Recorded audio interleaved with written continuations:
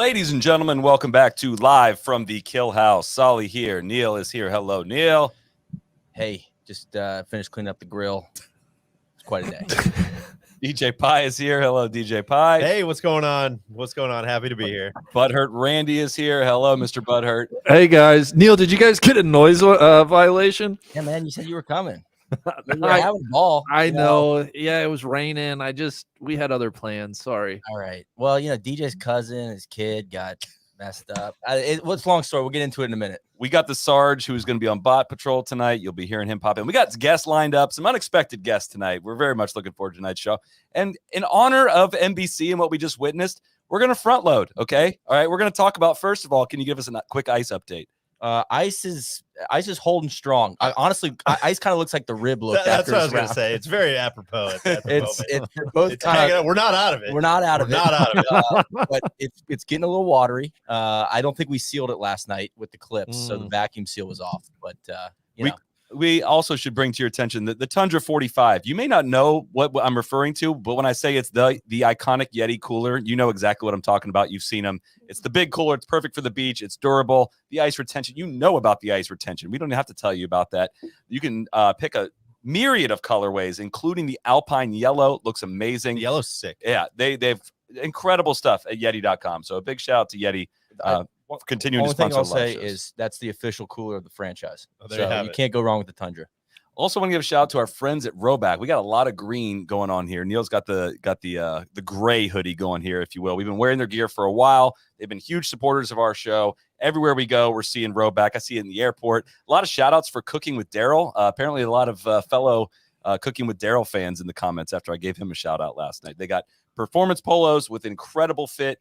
They got performance Q-zips, which I'm wearing. I actually brought a different one, but the camera really hated this thing, and it was mega glitching out, so I had to change out of that one. And then the hoodies, the stretchiest, softest hoodies in the game. As I mentioned, you can wear them multiple times. How many times have you worn that? A lot. Yeah, it's one of those before things washing. I'm saying you reach for in the drawer, like after the laundry's done. You're like, I think I washed the hoodie. I'm gonna put that on. They're gaining traction everywhere, and you can use code NLU at roback.com for generous 20% off your first order through the end of this week. That's RHOBACK.com, 20% off polos, Q-zips, hoodies, and tees with code NLU. Great Randy, koozies as well. You're getting so much run out of that green one. I mean, you wore it for Caddy and for Lauren. You're wearing I know. It's like when Randy finds something he likes, he sticks with it for a while. Many people are tipping me up to the Roback nod as well. You see some other Roback in the wild. You get the nod, Randy. I don't know if you've experienced that. He did on the flight. He said last night he gave some guy the code. He influenced the guy on a plane. How about that? Yeah. I give a nod. I give a nod to every dog I see out here in Denver. That's a lot of nodding. That just fits. Yeah. Proper major championship golf today here at the country club, if you will. What was your guys' biggest takeaway from the day, DJ? Man, Zalatoris for me, right? I know that's easy. We're starting at the top of the leaderboard, but goddamn, it's really hard to be the guy that coming in has all the stats going their way. All this guy does is play major championships. All this guy does is play these big ass events. When the lights get brightest, he shows up with his best golf, and he did it again on by far the hardest day that we've seen in this championship. So, I'm still, of course, rooting for Rory. We'll get into that in detail later, but it is so freaking impressive what Zalatoris has been doing in the majors, and it continued today. And maybe the most impressive I think we've seen him today. Like KVV was on site and basically said that felt like 63 or 64 what he did out there today. I don't get a lot right, but I think like throwing alarm bells up in the preview of like, dude, his odds are not right. And I said this before after the PGA, it was like he should lead the conversation for the U.S. Open. You must have bet all 200 of your DraftKings. I put 80 on him. I put 80 on him. Listen, somebody bet 200. I'm riding right there with you. I'm trying to remember who that was. I got Fitz too, so don't be. Yeah, that's gonna just cut. They can't both win. Well, I like where Get I'm in at. The game. I'm a hedger, so it's supreme ball striking. I think. I mean, based on what I was able to see on the U.S. Open website. He hit the ball really well. That's just looking at the shot tracker. I didn't see where you're going there, but I got what you're going. It took you a little minute. What stuck out to me today was watching four of the game's top players, the tippy top players, the volatility.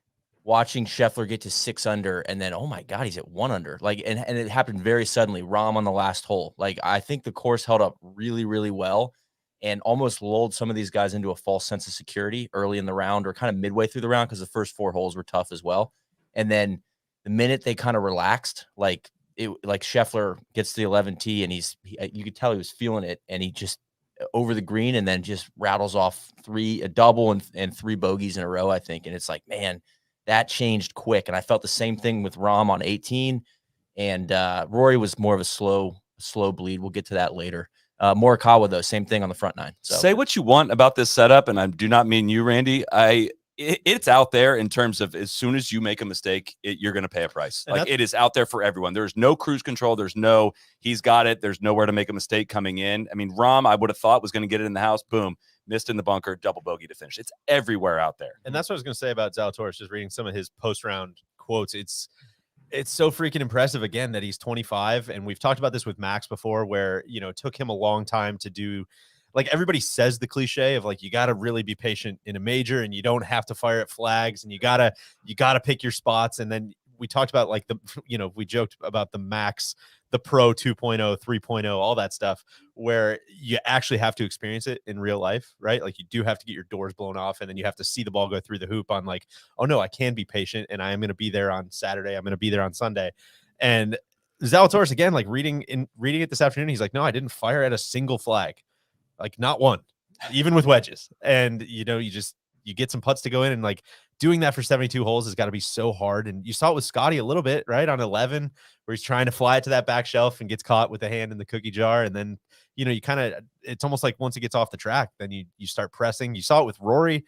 We'll get into that again, but on 13, he had some good stuff in the post round about how he wanted to hit 4-iron through the tree. And Harry was basically like, yo, yeah, you might do that. 5 wood. Yeah, he said 4-iron in the presser, but he's like, you might, you might pull that off, but you also might make 8. So why don't we just go out to the right and, like, keep this thing in front of us, and just constantly checking yourself on, like, don't be too aggressive. Don't be too aggressive. Don't be too aggressive. It's got to be so freaking hard for any player, let alone a guy like Zalatoris, who has never won on the PGA Tour, who is trying to get the monkey off his back, who's 25 years old. Like, it's just, you can't say enough impressive things about him. Randy, what's your biggest takeaway from today? Well, I want to see some comments actually in here too. See if you can guess who our first guest is going to be. I bet you won't be able to guess it, but he'll be joining us shortly. But Randy, biggest takeaway from today? It was fun. Great day at golf. Guys were getting beat up. Big numbers were out there. I thought it was a lot of fun. I'll echo what DJ said. Extremely impressed with both Zalatoris and Fitzpatrick. I spent some time thinking about Zalatoris after the PGA Championship. I don't have the exact quote in front of me, but in the moment after that, he was nothing but confident, and he said himself, "It's just going to be a matter of time. Like, I know I'm going to win one." And for a guy that, I don't know, I wasn't admittedly like a huge fan, or he didn't do a ton for me. I am growing to really appreciate Zalatoris, and I really enjoy watching him in these tough conditions, these major setups, both at Southern Hills and now at Brookline this week. He's winning me over, and it's fun. I truly hope he pulls it off tomorrow and breaks through. Well, our guest is ready here. We're going to be calling him in from the green room here, and we're just going to keep it going here as we welcome Hunter Mayhem into the show. Oh, shades, man! You just get off the ski lift. It's coming straight out of the bullpen. Straight out of the beach in Dallas here. Yeah, man. It was surfs up, bro. How much golf did you watch today, and what was your biggest takeaway from today? I watched kind of as much as I could. I was kind of hanging with the family this afternoon, and we were home hanging out, and I was kind of watching on my computer, because when you have a bunch of kids, they get to watch what they want to watch on the TV. So thank goodness for YouTube TV. But I thought, the USJ deserves credit when they do a great job, and I think they've done a great job this week. To have 4 under being the leaders in the clubhouse, I think is exceptional. I think the golf course being really not that long, but still having plenty of opportunities to make birdies and having tough, really challenging holes. They have a great blend. The court, clearly the players are raving about it. And going into tomorrow, I feel like this is, for as great as Will played today. I mean, a 67 in those conditions is phenomenal. It's what I watched, I felt like Jon Rahm should be leading by about 3 or 4 shots. And I don't know how he's down by 1 right now. I mean, I feel like he's the best player this week, but we'll see who wins. Help us make sense. When you're watching this, our jobs here, which we're a bunch of idiots. We have no business having this job. Is like trying to figure out who's going to be rising and what skills are going to separate out. You can identify that a lot clearer. Does this leaderboard make a ton of sense to you when you watch major championship golf as far as the dudes that are able to survive a tougher test? Ball striking travels. People talk about, you got to drive for show and putt for dough. Putting is sort of cyclical. We see guys who are great putters kind of struggle at times, but they make a lot of putts. Ball striking is what is going to put you in these tournaments, and that's why Will Zalatoris has been in these majors, is because he's an exceptional ball striker. He's one of the top probably 5 in the world right now for what we've seen the last couple of years that he's played really well. He just seems to hit everything extremely solid, almost like very David Duval, like when he was in his heyday. It just seemed every shot was perfectly pin high. It was kind of what he was looking for.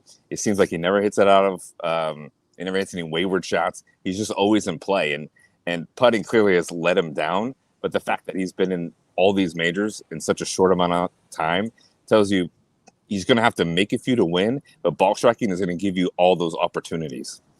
I'm super impressed with his pace on his putting. Like I know he's gotten a lot of shit for, missing shorties, rightfully so at times, and sometimes he shakes them in, but it seems like his pace really has traveled in these majors, which, you were talking about Spieth earlier, and it seems like he hasn't had the right pace at a major in about 5 years now. But that always sticks out to me. I'm just curious, Hunter, do you spend much time with him at all in Dallas? Do you gotten to know him at all? I still feel like he's up there in every major, and I still kind of don't know anything about him. Don't really feel much towards him, That's kind of a great comment, and so true. I remember I got to play with him at Pebble one year. We got paired together a few years ago.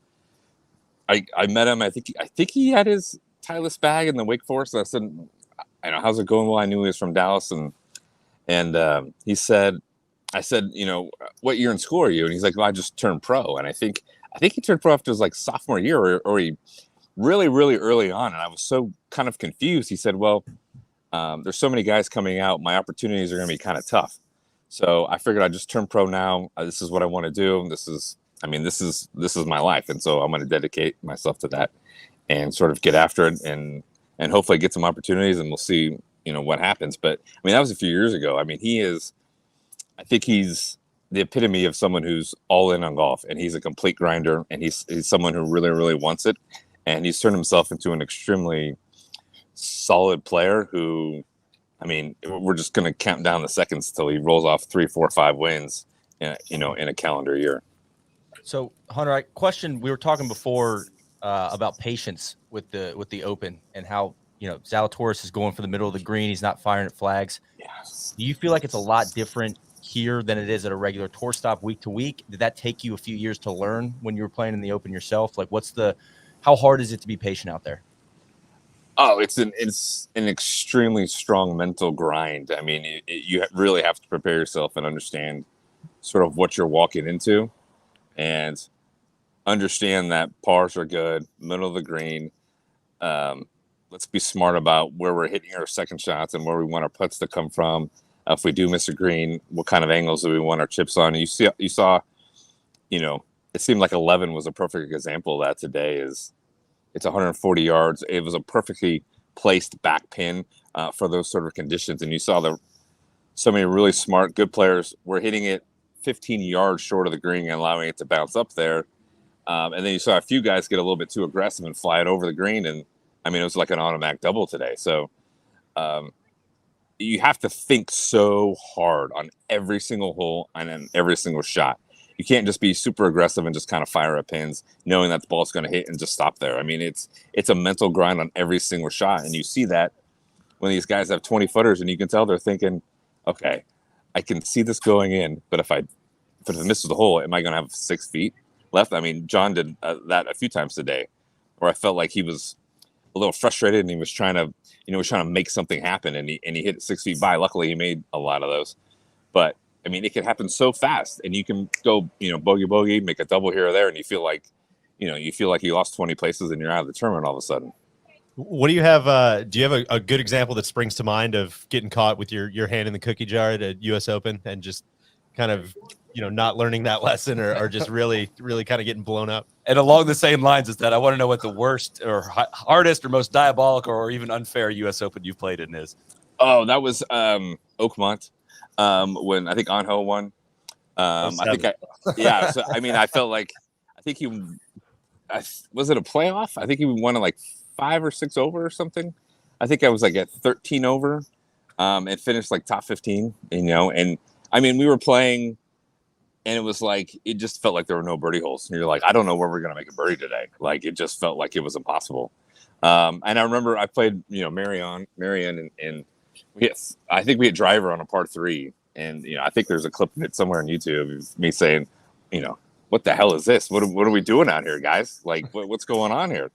I mean, I can't think of any like blow up moments where it was just sort of a disaster. I mean, I remember playing, my first as an amateur, and it was just like stepping to a U.S. Open golf course. I think this was in 03 in Chicago. And it was just like I entered a different world. I've never seen golf courses like this set up that way, greens so fast.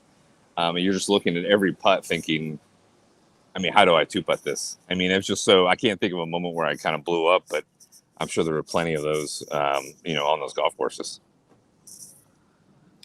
What do you have a pick for tomorrow? And we'll get you out of here on that. If you have anyone that's sticking out to you, it sounds like you liked Rahm. After today, even despite the double. But who do you like?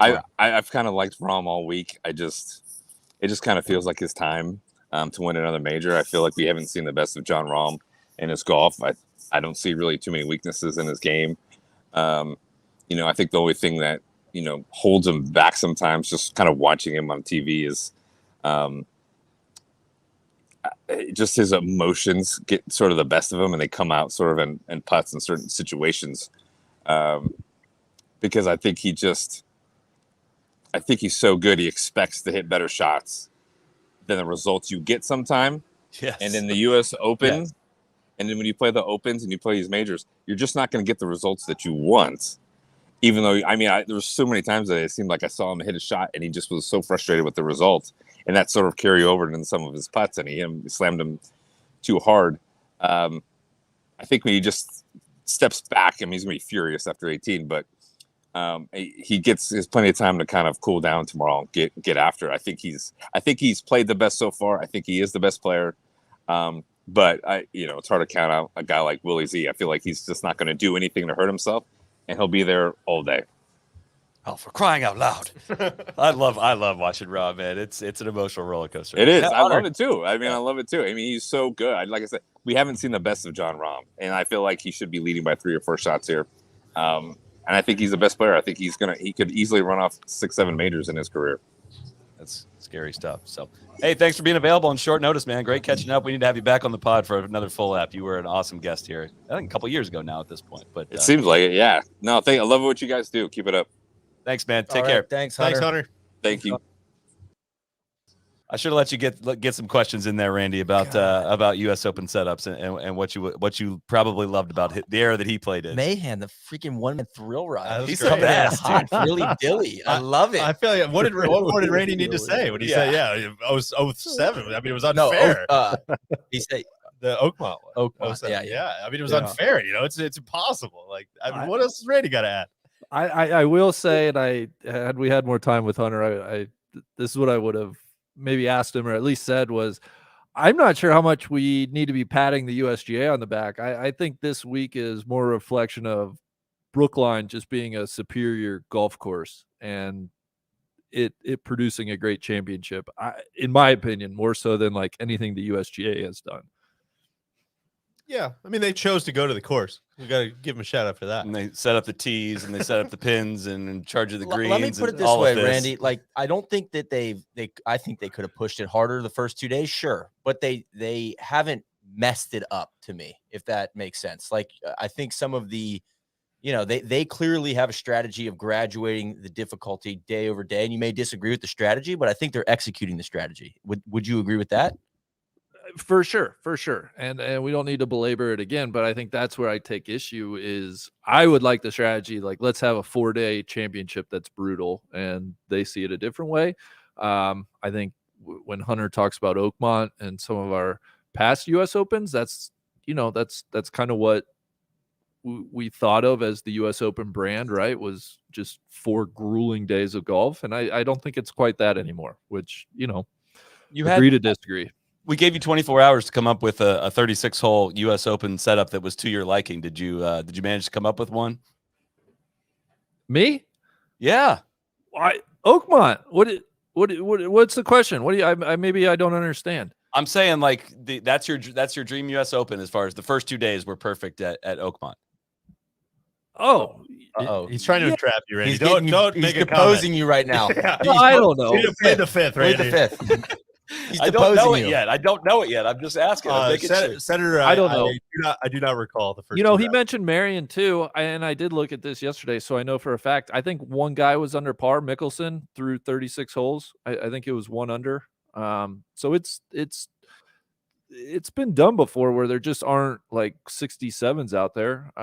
But again, I think everybody enjoyed the golf today. I guess my overriding point is like, hey, what if we had 2 more days like this? How wouldn't that be fun? And Yeah, I we think they might could have done this yesterday. I'm with you there. Like the way it played today was just like primo for me. I wish I could have seen more of the golf today and felt like I was, in it a little more, but that's not the course or the USG. Well, maybe it's the USGA's fault a little I'm bit. actually, Randy, with the utmost respect, I'll disagree slightly in that I don't mind the first 2 days being a little easier because I think they get a little gun shy on the. There's some shitty players. There's a lot of bad players. That's The true. rounds are very, very slow. If they have any kind of weather that moves in, they get delays.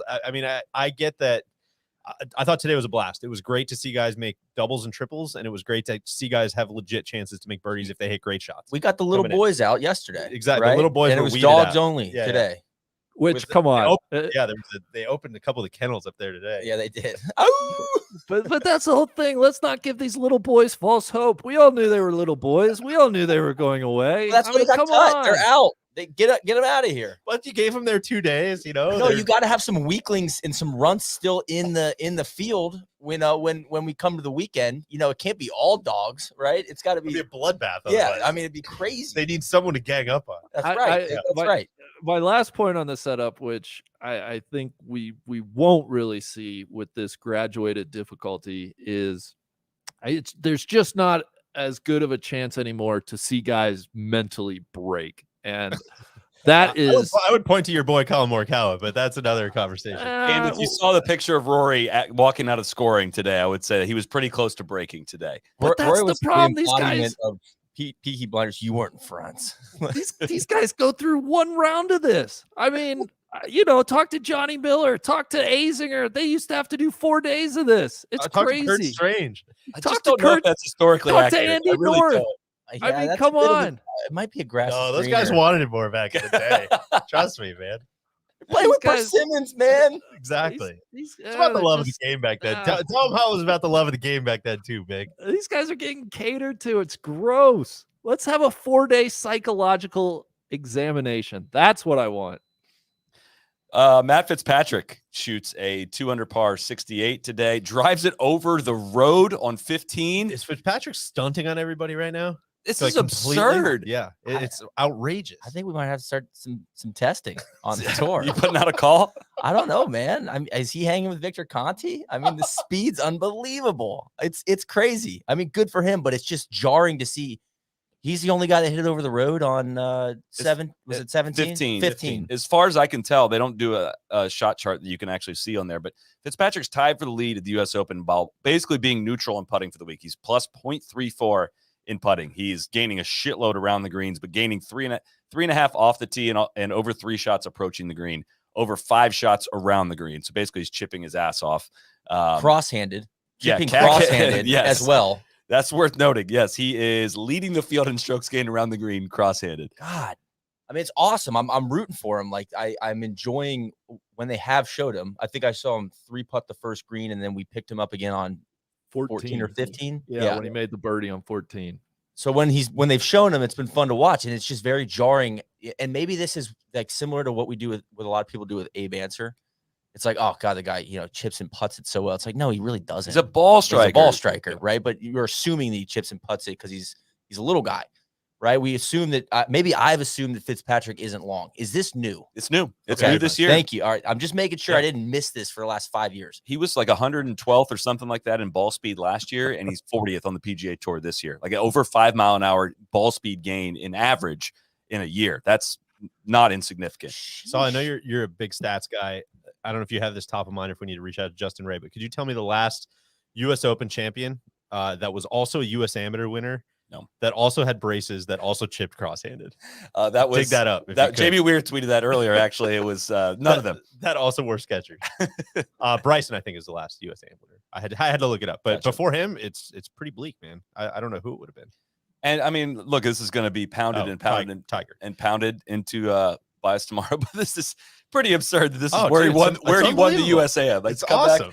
and maybe win another USGA event. And massive credit to him on, kind of exactly what I just got done saying about Zalatoris. I mean, he's a guy that everybody expected to play well, and it's really hard to play well when everybody's expecting that. And not only that, he played, by his own admission, very, very bad on Sunday at Southern Hills, which was not long ago.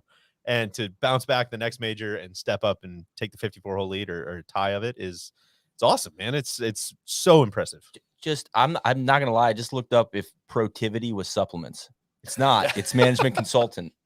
But I was just wondering if he's been, garden of life, herbal stuff going on. I don't know, but that kind of ball speed, that's crazy. It's he Wild. just completely transformed his game.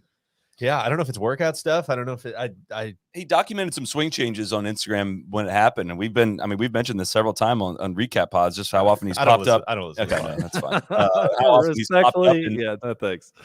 in top tens, and how well he's hit the ball, and he's played the best golf of his life coming into this. And was that on the? I would have thought his odds to win this week would have been lower than plus 3,000, which they were at the beginning. I mean, considering and Zalatoris. exactly, those are the two that were sticking out the most. And tee times are out. They're going off at 2:45 tomorrow. Him and Zalatoris. It So seemed like it got dark. Yeah, an hour earlier tomorrow. well, they got to Granted for playoffs. leave some wiggle room for a weird 2-hole playoff for the U.S. Open. This which is, which we can talk about it tomorrow if we need to. That's a disgrace. Yeah, I agree with you. You think it should be 18? Hell 36. yeah. thrilling for me. Thrilling final group.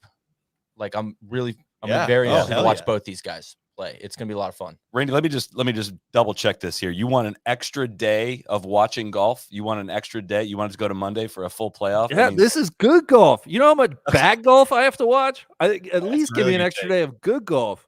Yeah. that's true.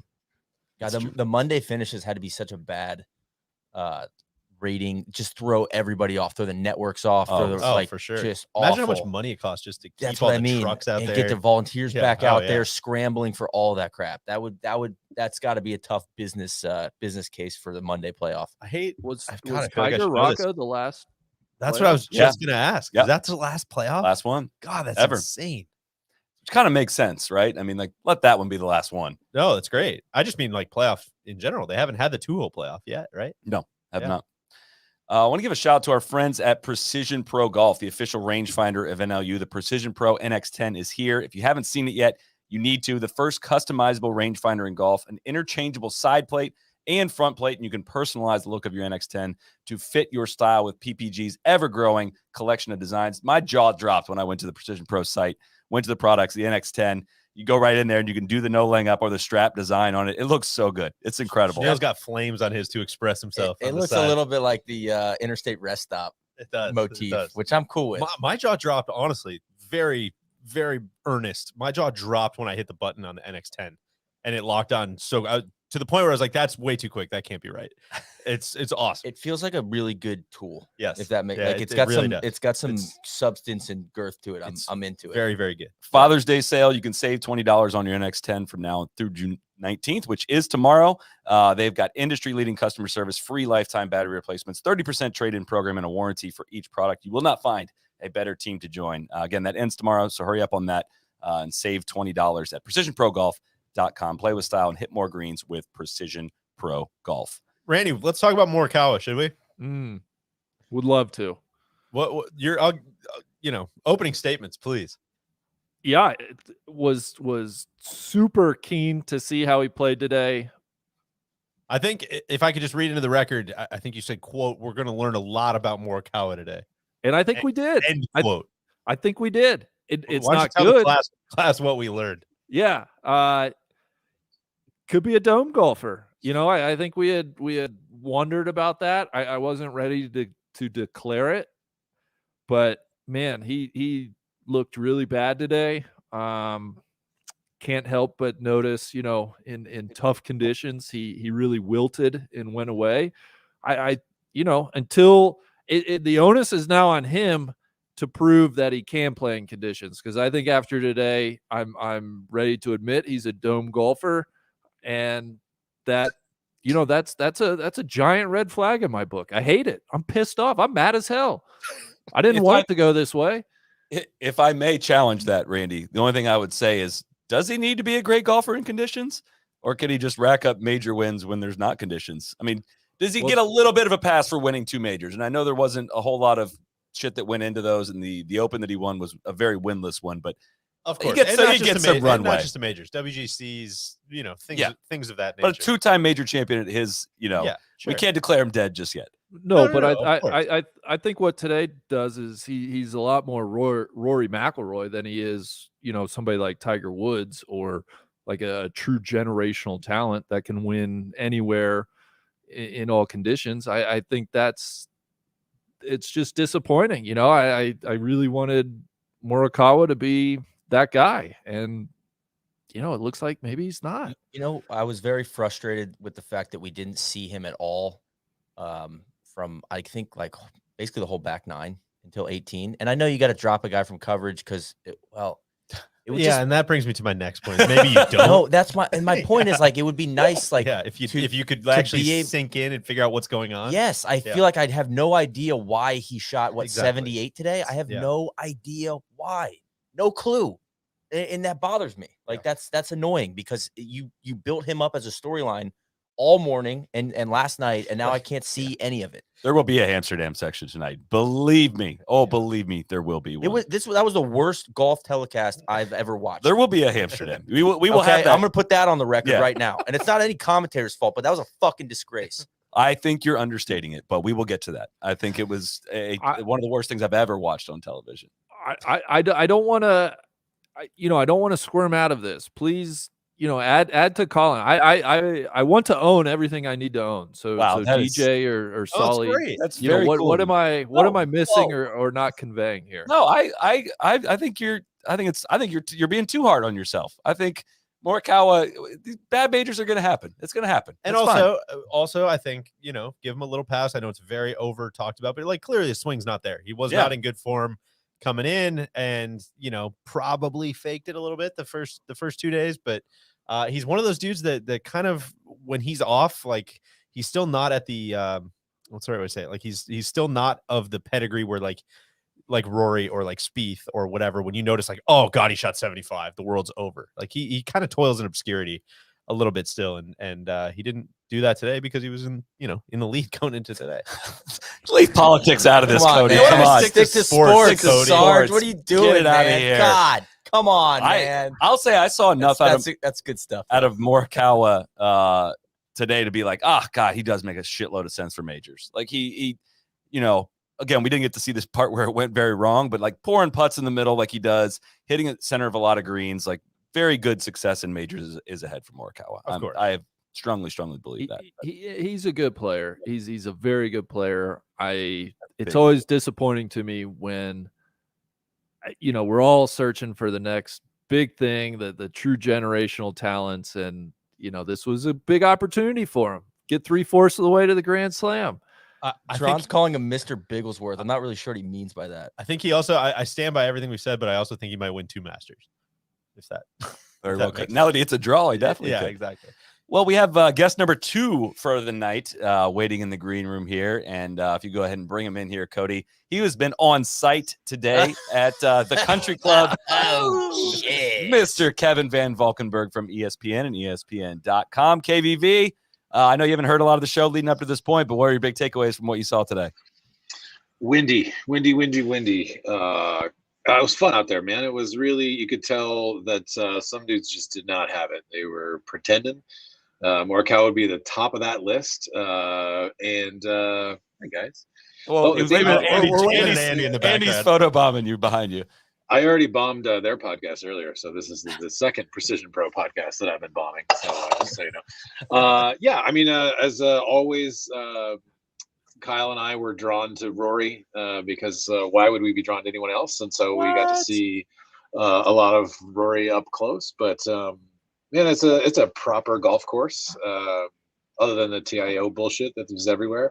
Tough. Yeah, I mean, I think.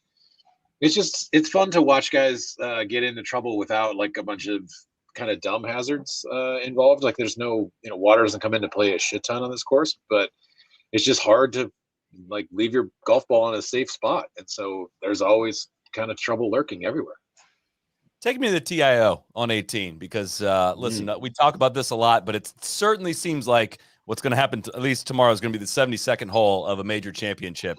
And it really, really seems like the further offline you go on 18, the better off you are because Jon Rahm was barely off and Rory was way off and was able to hit the green very easily. Both directions as well. Correct. Yeah, why would you not just hit it into the tent intentionally at this point? Like Either direction. Yeah, I mean, the only place you don't want to hit it is in those bunkers, which is where Rahm did, which is kind of disgusting, right? Like I'm sure Phil would have loved to have 10 club lengths of relief at Wingfoot. Which, if I may say, the sickest way to troll Phil would be to do this. That's true. That's actually kind of sweet. It's all an elaborate plan to stick it to Phil. The USGA is just kind of effing with him one more time. Yeah, I mean, it was, look, I'm as big a Rory stan as there is, but that seemed a little bit like, I never quite have understood like being the difference between, think about like Justin Thomas not getting relief from that drain earlier today, which is clearly like screwed him in every way, but like being able to say, yeah, the TV tower is like mostly in my way. It's all kind of just an honor thing, right? I mean, it feels a little bit gross in that sense. It does. Well, and I think we have a picture of where the ball was, Cody. If you can run that, this is his ball is underneath a tree, but I guess the fence from the drone or the blimp shot, it looked like the fence cuts right in this picture. So it's like, it's impeding his view, but it's like, did he have a shot at that? I mean, it's so frustrating to me that to me, it's simple. They could just have you could take line of sight relief and take a stroke, or you could play the ball, right? Like you could in a hazard, or a penalty area, whatever you want to call it. I just feel like this impacts every tournament I watch in some way, either strategy with guys going for it, and they know they have a backstop behind the green, or just like hitting the worst shot of the day and getting like 100 yards of relief for line of sight. What the fuck? Not good. And Neil, I think you made the best point of all is like that Masters TIO that Scheffler got. That scoreboard is always there. How can it be like a temporary relief? God, the scoreboard doesn't move. KVV, some guys. No. I worked out there. They take those scoreboards down. And I don't care. That looks like a pretty permanent obstruction to me. Like, come on, man.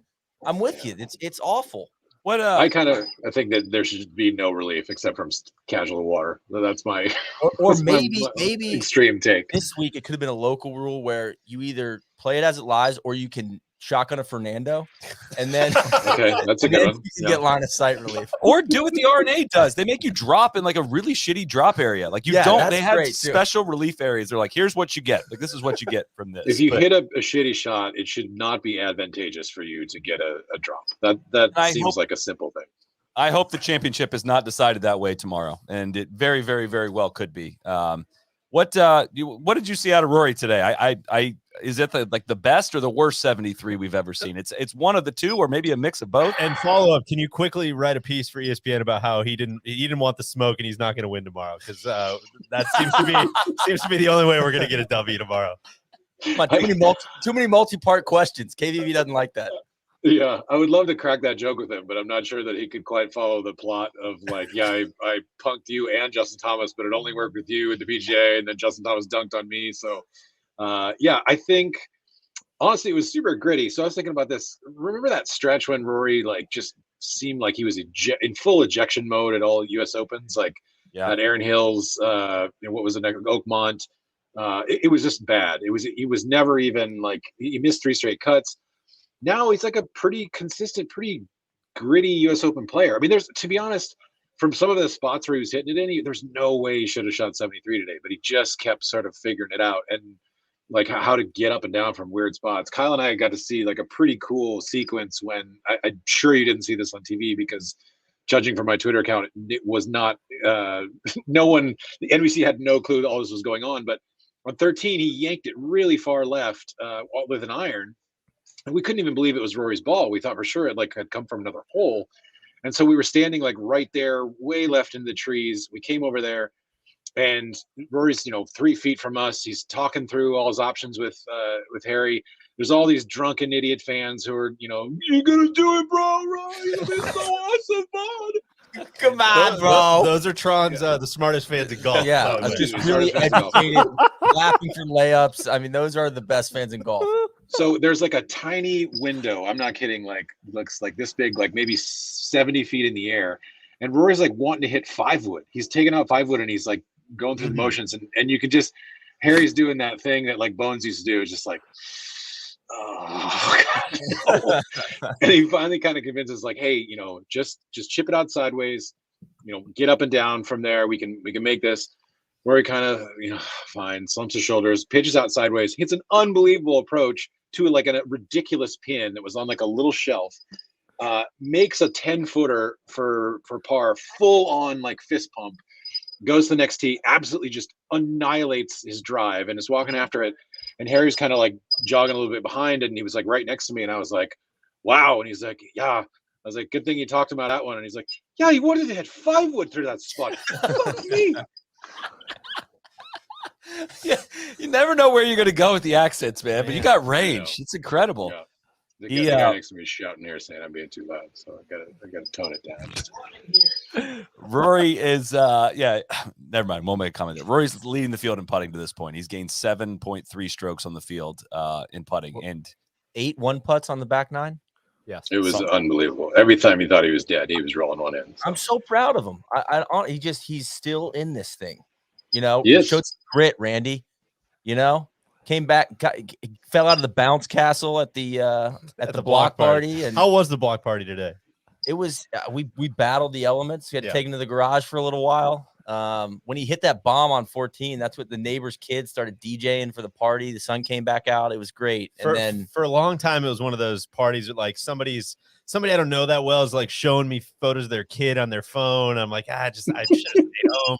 Yeah, there's so much shit I could have got done at the house. But then it cleared out and some of the like kind of weirdos left. It was just me and Neil. We had a great conversation. We're flipping some burgers. Well, and then it kind of was all worth it. A lot of the day ones didn't Neil show offered up. you some edibles.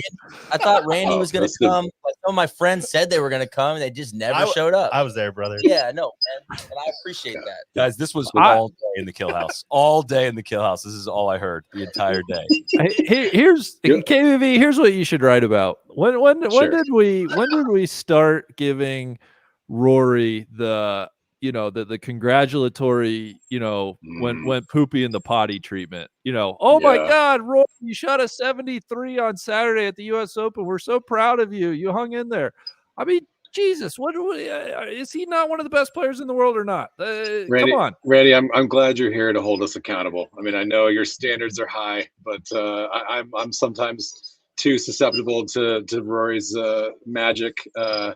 Sometimes, when I felt like I buried him on Saturday at the PGA, that was a little too harsh when it was probably extremely appropriate and has held up in some ways. But yeah, I don't know. I mean, like there's a lot of Rory does get a little bit of a pass from some of the harsher criticism because we like him and want him to do so well. I think so much, but I don't know. I mean, he didn't play like trash today, but it could have easily been like 77. So I think we would have savaged him pretty good there. So which part do you give him credit for? The ball striking was good enough to shoot 77, 80, but the putting was unbelievable. And where I push back on that just a little bit, Randy, I do see where you're coming from, and I agree to an extent. And I'm willing to admit I've been very I've given him way too much leash on a lot of this stuff. My point, the last basically since Augusta, is that we're seeing a different guy than what we were seeing a couple years ago. And a couple years ago, we were not giving him that treatment. At least I wasn't. I think that was very much when we were in the this is just another guy territory, and really kicking off with probably Royal Portrush, right? When it's like, okay, this is the time he's going to do it. He's going to be the guy. Oh, he made 8 on the first hole. that week and then the kind of like year and a half after that was very like, yo, this guy is completely irrelevant. He can't get off the bus. He's not in it. And now he is in it in like a, you know, he's looked fucking awesome all year at the majors. And yes, he's had his moments where he's slipped back, but like he's going to finish in the top 10 of a third consecutive major out of 3 this year. And like, you got to like him going into the Open as well. It's still, I see what you're saying, but he is still like head and shoulders above nearly, if not everybody else. He's a more complete. I think he's a more complete player than he used to be. And that's what's hard, is that like he's the talent is more evened out amongst all parts of his game, but the results just aren't kind of there. Maybe that's just a sense of like the field is deeper and some of those young kids grew up and now, you know, like if Scotty Scheffler never exists, he won the Masters this year. So it's hard to kind of judge him, figure out how to judge him at this point. Yeah, I see what you're saying, Deej. It doesn't feel like just another guy anymore. Yet, you know, he's outlasting, you know, the Spieths and a lot of dudes, the DJs, the Koepkas, Morikawa, like a lot of dudes that have just not had sustainable major championship performances this year. Like it deserves worth noting. But I mean, he's outlasted like everybody except Zalatoris. Really, I mean, like I don't know, man. Well, I will say too, like he's flighting wedges here. You know, we've been pretty critical of him, like not being able to hit wedges, and he's shaping different shots. It's not like he's just sort of slapping it up there high into the sky and praying like he used to. I think he's really learning to do different things. He seems very mentally engaged, and Porter said it last night. Like we've been on him. You were just saying it. We've been on him for seemingly not caring. Yeah, and I will ride with him because I feel like he cares deeply. This tournament, the last 2 months, like you said. So it's fun to watch. It's something I'm invested in. So you know, we'll be out there grilling tomorrow. Anybody wants to come by? Doors open, Randy. I'll say you're crazy if you don't think he's going out in 30 tomorrow to start. Like it's 100% happening. Like we all know it, right? But he's 30, 73, but he battled. I mean, he's what, 3 back, man. Come on. Like he kept himself in earshot. That's impressive. For sure. I think there's certainly a universe where he can win and does win tomorrow. But I'm more just DJ. I take your point. I think, you know, he probably has bounced back and he's better than what he was a few years ago. But we just don't. It's fascinating to me. We just don't treat any other players like we do Rory in the sense of, you know, he's got all the talent. He's got everything he needs to win a ton of majors, and he doesn't do it. But we still, like, you know, we're still rooting for him and we're pulling for him and we're saying why it's great. And it's just very fascinating to me how I think some of that might be I don't know, it's probably another conversation we need to flesh out a little more, but I think that might be more like generational internet post Tiger, like, you know, adopting the guy and then just never going away from him type stuff. I think Spieth gets a lot of that treatment as well, and a lot of that is just like, dude, it's been hard on him. Like we've scrutinized pretty much everything. This has not all been pee in the potty stuff with Rory over the last 4 or 5 years. No, just recently. It's just interesting. I guess that's all. Let me ask you this: all suspending all bits, suspending all everything. Do you root for Rory or do you root against him at this point? I don't root against him. No way. I think him being in the mix is great. I honestly it'd be great for golf if he wins another major. So I would never root against him. Who's your pick? KVV, go ahead. So, like you, I picked Zalatoris at the beginning of the week, and I didn't get to see him play much today because, you know, I was thinking if he does win, I want to write the crap out of him tomorrow. But, yeah, I still think that he's just, you know, he's hitting irons pretty flush. The putting seems neutralized in some respects here because nobody's other than Rory is putting their brains out.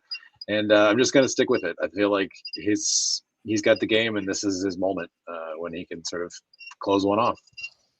What are your thoughts on the Country Club overall as a U.S. Open test and how it's played to this point? It's pretty awesome. I like it a lot. I've seriously felt a couple times like I'm glad that Tiger is not stumbling around the crooked rocks here because that would make me hold my breath every time I saw him do it. But it's fun to watch guys have to hit blind shots. It's a cool atmosphere. Especially when the wind is up, it's a super hard test. It is literally weird to see wild turkeys like running around. Like one ran in front of Rory as he was walking off the 14 tee today.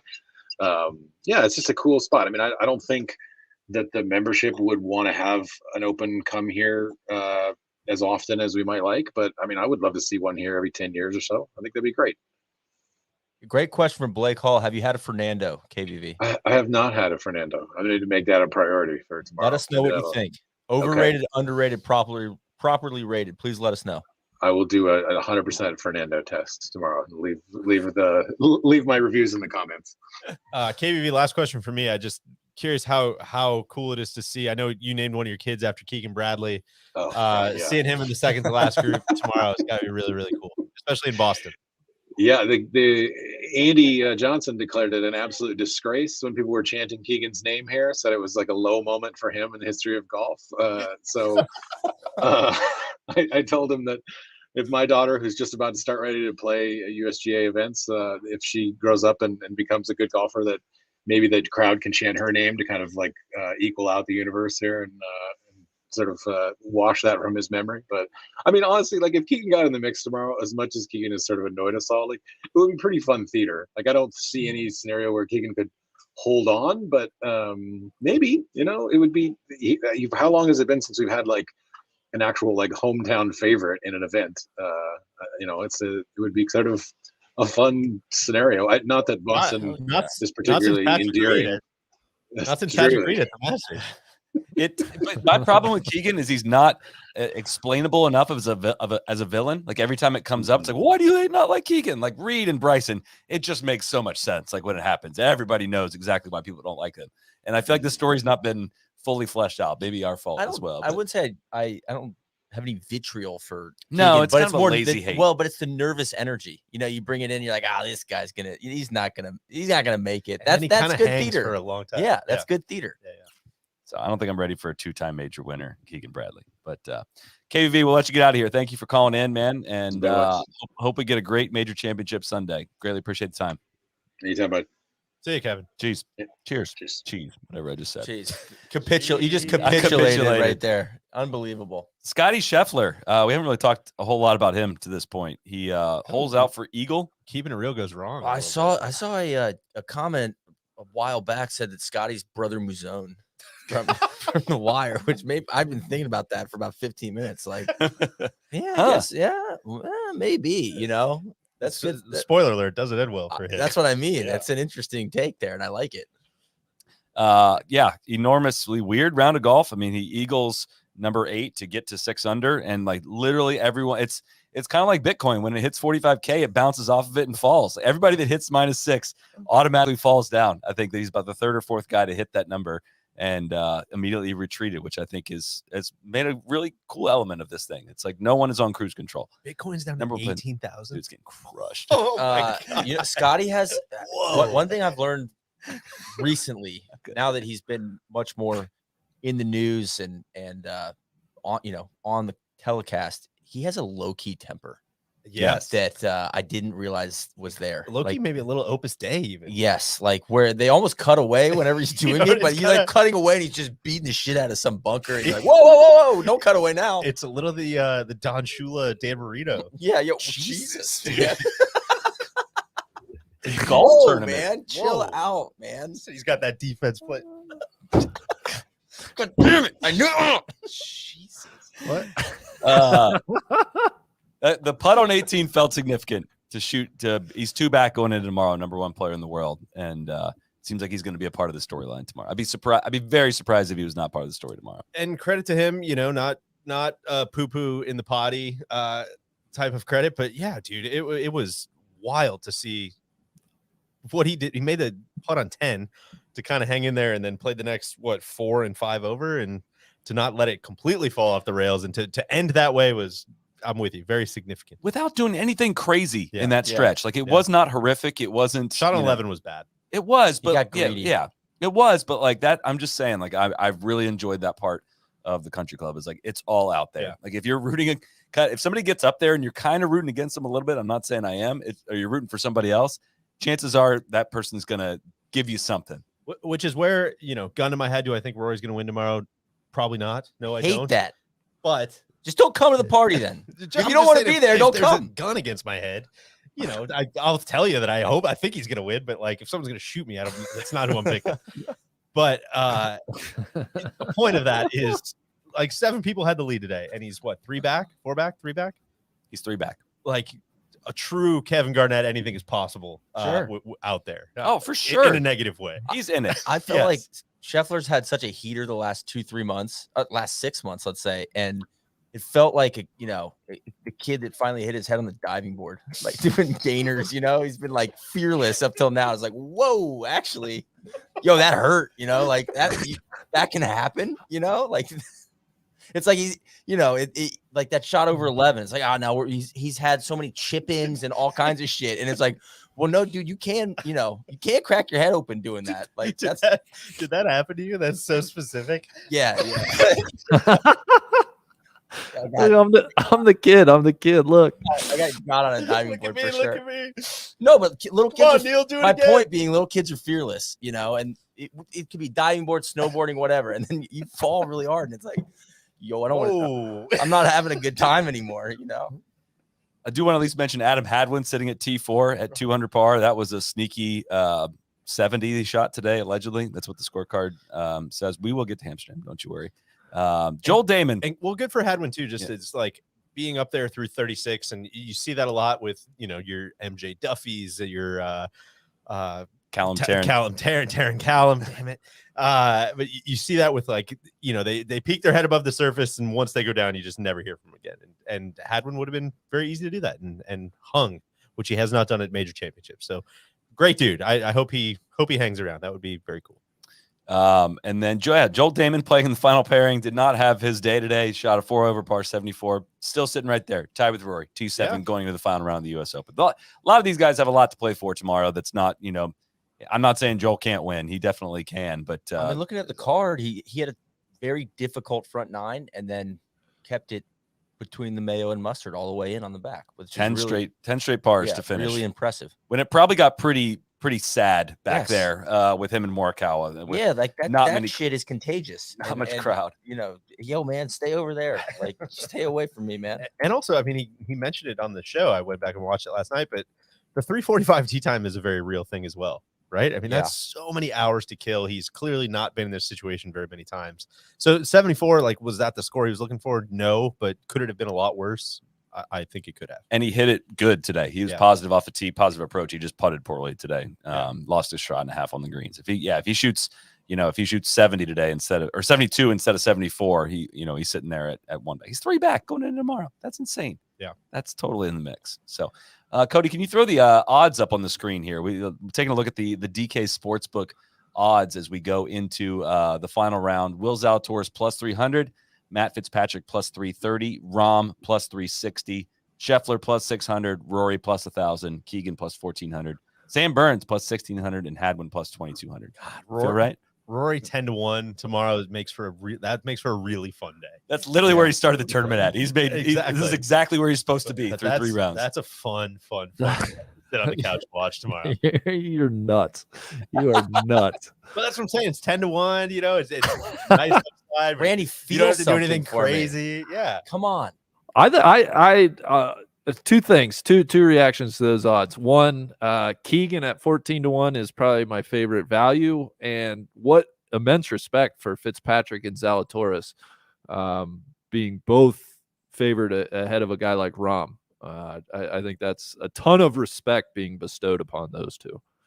Yeah, Rahm looks pretty tidy at those numbers, to be honest. One shot that he's only 1 shot back. That's not that much of a difference. God, it's gonna be awesome tomorrow. I can't wait, but I think also it's time.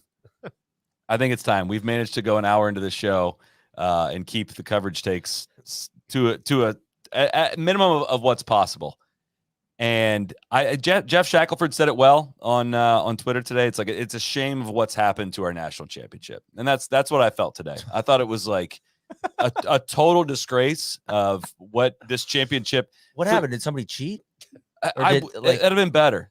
Oh yeah, That'd have been better. The way- Somebody, you know what? The way you're saying it, They did cheat. They cheated us out of an afternoon of what should have been very I entertaining completely golf. agree with you. Don't worry. It's just funny to me. It that was the We've let worst. the brands are out in the open field. They're bucking. And I want to again emphasize the broadcasters. Shout out to Dan Hicks who gave us a shout out on the broadcast day. I don't know if that was meant to kind of mute us for today. It's not going to happen. Shout out to Tommy Roy. This is not blaming you for this. Like somebody signed on for like quite literally like 2.5 times the commercial load of what it should be. And this championship, when Fox held these rights, it was not anything like that. Fox bought them for like $100 million a year. Somebody tweeted this at us earlier. NBC picked it up for $37 million a year. So they basically got it for a $63 million a year discount. And Fox ran a lighter commercial load than any of the other networks did for outside the Masters. And so when NBC picked it up, I was like, kind of hope they keep the same allotted commercial amounts that have been contracted. And they clearly just bought it for the discount and dumped more commercials in it than I feel like they even do on a week-to-week basis. It's unwatchable. They can't follow any storylines. They miss so much of the action. I can't really report on the golf because we missed so much of it. It was one of the worst, maybe the worst telecast I think I've ever watched was today. And I would say DJ, Solly, and I were sitting on the couch, and DJ said it. There's so many commercials, and they're so abrupt, like almost like after 2 or 3 or 4 shots, they get me into it, and I've been, scrolling or whatever. I'm like, okay, cool, the golf's on. Then they go right back into a commercial, and then I get back on my phone or my computer, and then I don't even realize when the golf comes back on, right? Because they come in with the intro music, and then they hit me with a Boston, some special about the park and whatever, and then all of a sudden, I'm just like, I have no idea what's going on the golf course. And I feel like in today's world with so many screens and so many other things people could be doing, it's like you got to give them a big chunk of like, yo, hook me. Don't look away. Don't look away. Like find a time throughout the afternoon where you're just going to show golf. And hopefully that's towards the end or in the middle somewhere. But we thought maybe they're front loading commercials. No. They weren't. I've lost all was hope. Really tough today. I both of course, I agree with everything you're saying. I kind of don't want to belabor it because we've said this for years and years and years. And today was another kick in the ball sack that has been kicked just so many times that it almost just doesn't, kind of resigned to the fact at this point. But majors used to be the break, or the US Open used to be the break from this. It's just gotten to a point where, honestly, directed at the USGA, directed at NBC, all the grow the game stuff, all the we are trying to get people into the game rings so fucking untrue when that's how you present the product on TV. Go fuck yourselves. If that's what you think you're gonna do, you have the shining, truly the best leaderboard I think I can remember this side of I would say the Masters, right? Was awesome to watch. But as good of a leaderboard as you can possibly ask for, as good of a golf course as you can possibly ask for. Super interesting weather. Rory's doing stuff. Young guys are doing stuff. Old guys are doing stuff. Liv is popping off. There is so much interest in golf. And that's how you want to present the telecast. Go fuck yourself if you're going to constantly kick us in the teeth and try to shove handicaps, rep the tag, make golf your thing. Hit me with 2 commercials about the U.S. Open while I'm watching the U.S. Open. Go put that shit on ABC and tell them to come over and watch. And that's where it's dude, you got to pay the bills. I get how TV works. I get how contracts work. But all the house ads, all the let's look back at a signature moment. Here's Payne Stewart. Dude, take it all away and just show the golf. Otherwise, you don't believe in your own product. And I'm not going to take it seriously. So I'm with you in what's that workplace efficiency stat about? When you get distracted, it takes you 7 minutes to get back into the task that you're doing. That's literally what the commercials are like. Yes. Once I go back away, it's dude, you reset the clock. Once I try to find gifs for my block party, it's going to take me 5-10 minutes to get back into the coverage, right? So it's just really depressing. Our guy Connor Adams said he saw more shots of the little kid trying to be Tiger Woods than he saw. So that commercial's fire. Yeah, but you can't hit me with it 5 separate times. Use it wisely. On top of the NBC house ads, it's just America's Got Talent and this thing and blah, blah, blah. And I added Mike Wan today, and I asked him about this directly on the podcast last year because last year's abomination. This felt worse.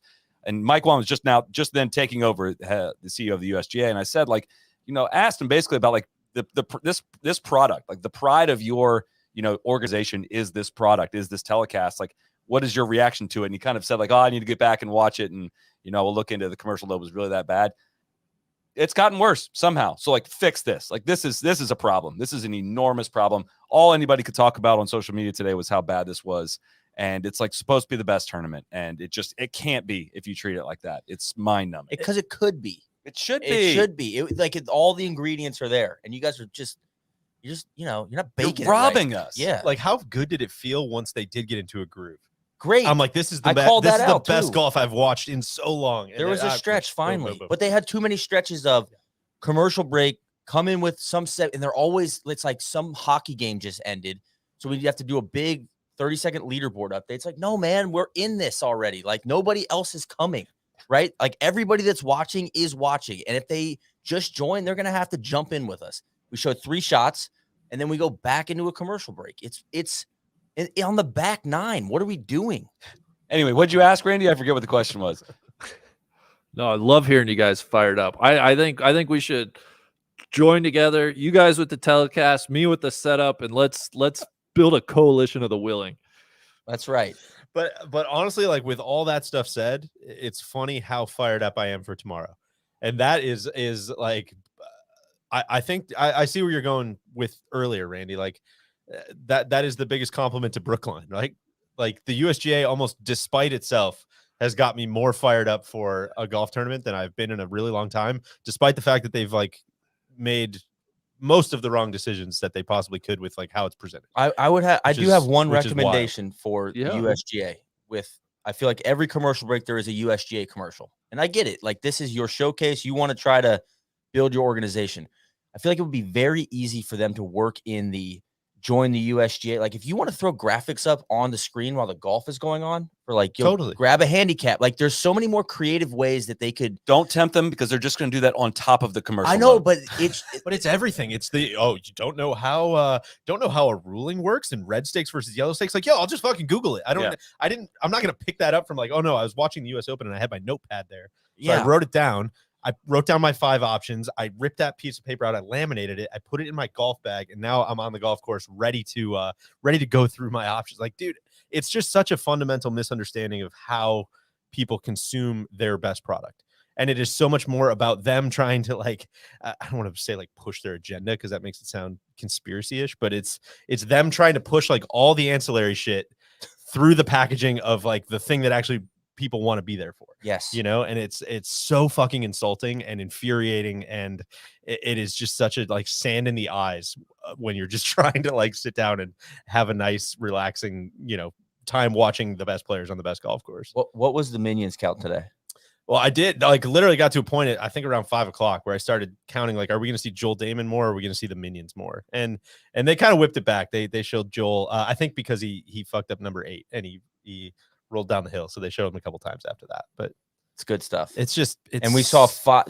I think Lexus title sponsor CarWise, and we saw 5 separate car commercials. It was the 5 founding car companies of the USGA. What did we have? Yeah. We had Cadillac, Lexus, Genesis, Jeep, Hyundai. Were the 5 that Wagoneer? Is that one of them? That's a Jeep. Yeah. So it used to be called Newport Country Club. Now they changed it. Gotcha. And not enough of the Yingling. We need more beer commercial. At least that keeps me hot, man. Come on.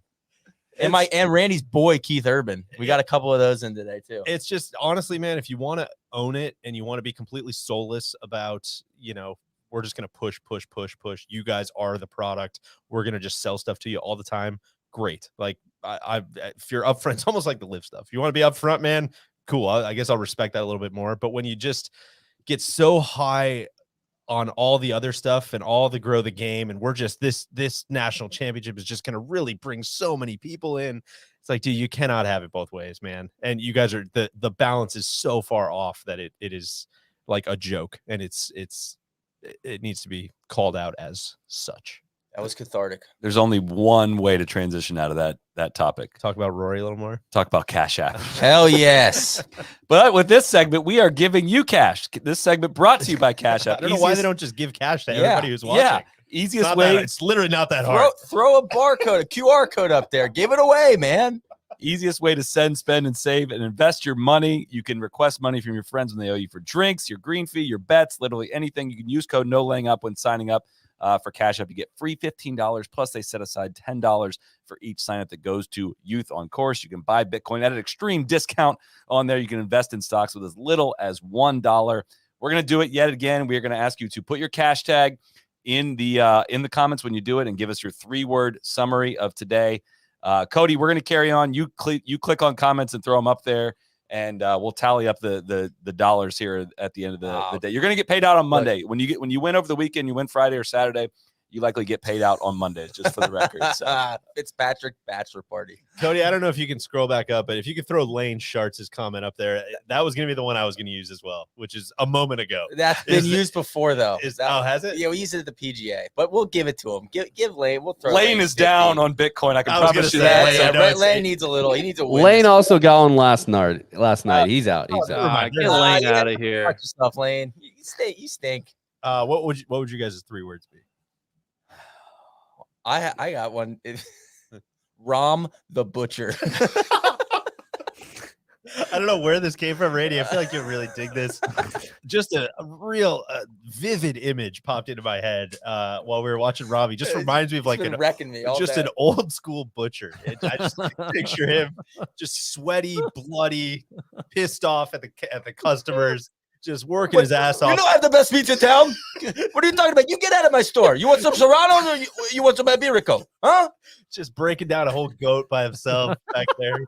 Just sweating through it. Me and Neil were laughing about that. No Estrellas here, but you want some samples? No, we don't have a liquor license. Yeah. I could lose my store.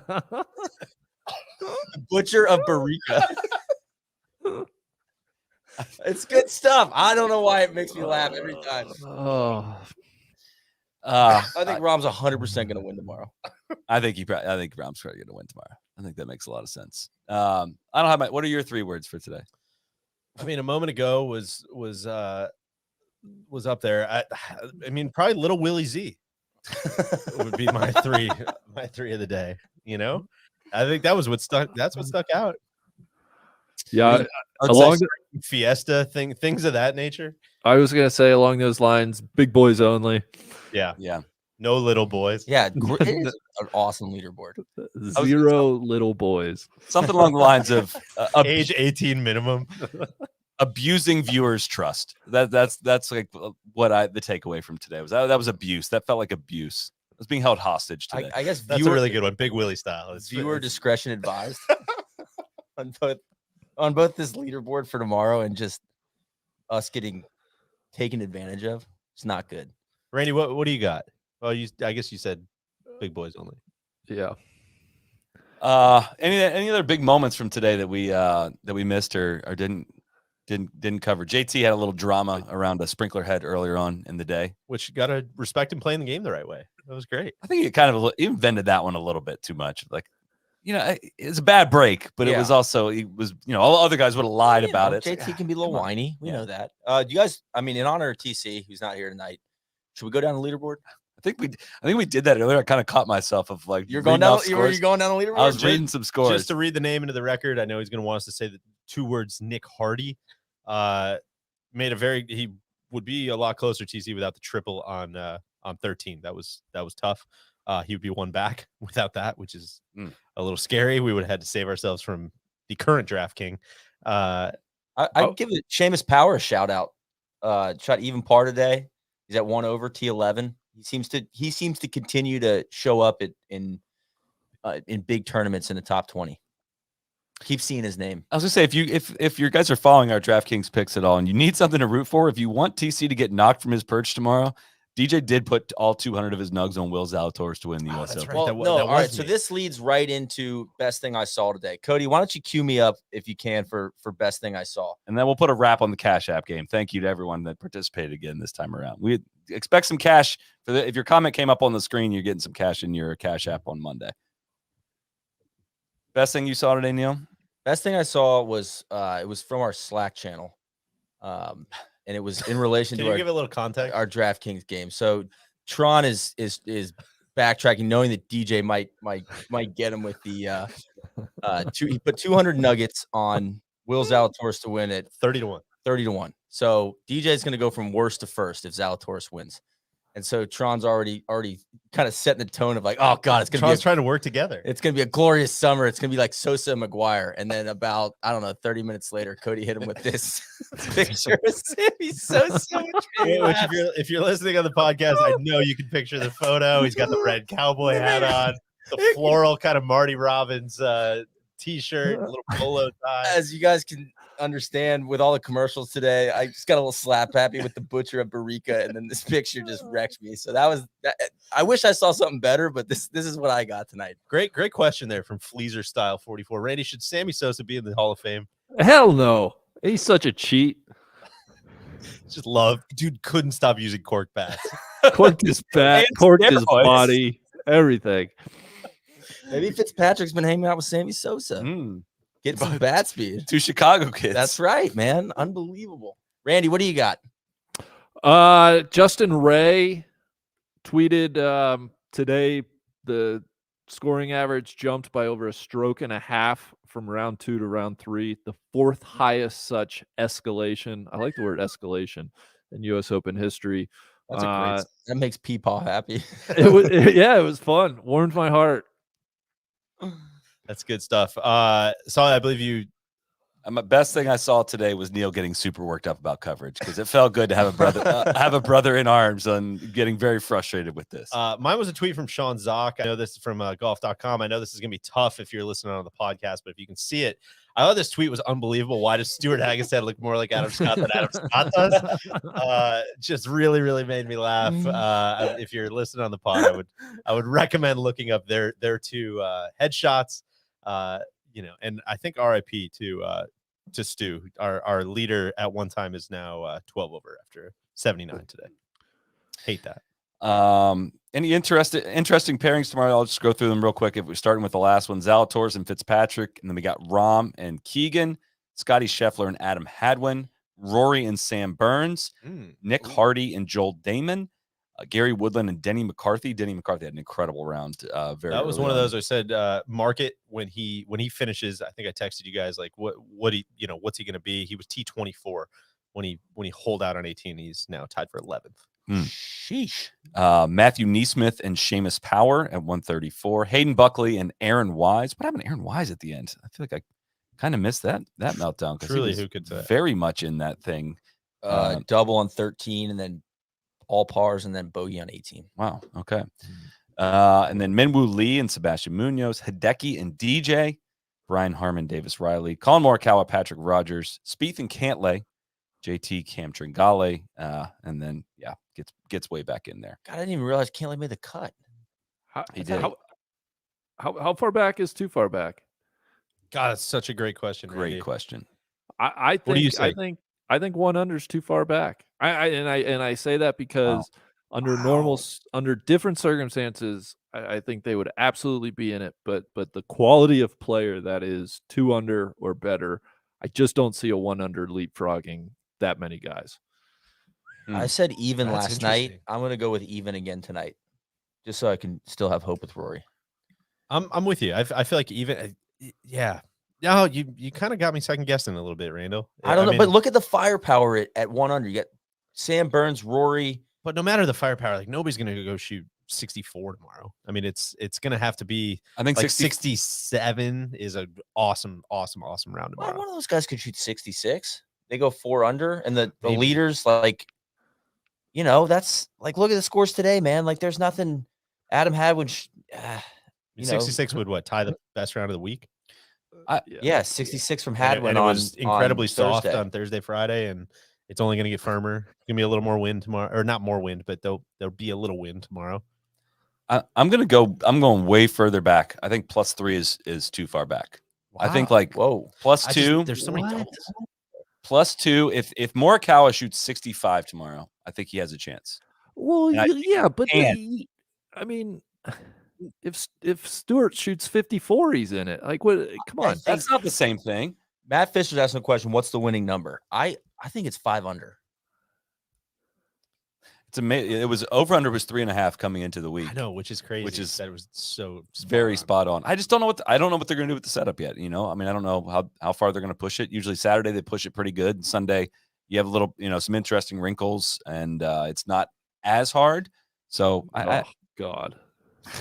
Why would you say that? I'm gonna be so pissed if it's easy tomorrow. I think we've not talked enough about how hard today was condition wise. The wind was whipping out there. Almost everyone that I follow on Twitter that was there was like coming in to be like, oh shit, it's like really hard to convey how hard it is out there. So I think if the conditions get even a little bit easier tomorrow, and I don't have TC's Windy app up with it's me right now, a little bit easier. A little bit easier. It's going to be down a little bit. I bet the winning score is 6 under then. I like that. Yeah. Yeah, 5 or 6. No, I think Rory shoots 66 tomorrow, wins at 5 under. I think it's a no-brainer. Book Yeah, it. easy. Book it. I could see that. I very well could. Taste it, see Randy. that. I'm calling the cops on your ass tomorrow. Don't do that. Don't be that neighbor. Don't do man. that, We're just having man. a good time. We're just hanging out. Yo, just because the kid and his band down the street are smoking weed in their Forerunner, they're Yeah, is just this trying to the play some cops? music. Don't worry about Yeah, it. I think some guys are smoking drugs across the street. Neil might get on the drums with the garage. Hell band tomorrow. yeah. Come on. Got to show those high school or something. Play like some AC/DC or something Yeah. with the boys A out little in the petty. garage band. Play a little Yeah. petty with the boys. Come on. Cody, anything that we missed for tonight? Okay job going down the leaderboard. I agree with you, Chris. I think +2 is kind of where we're at. Expecting a big day from the rib. I know that might shock not a lot of people, and I'm sorry for that big, but I don't think that they're gonna like have it as tricked up tomorrow as they did today. I mean, they want a They good didn't score. trick it. I don't think they tricked it up. I think it was mostly the wind. I don't think the USGA has made the course necessarily that difficult.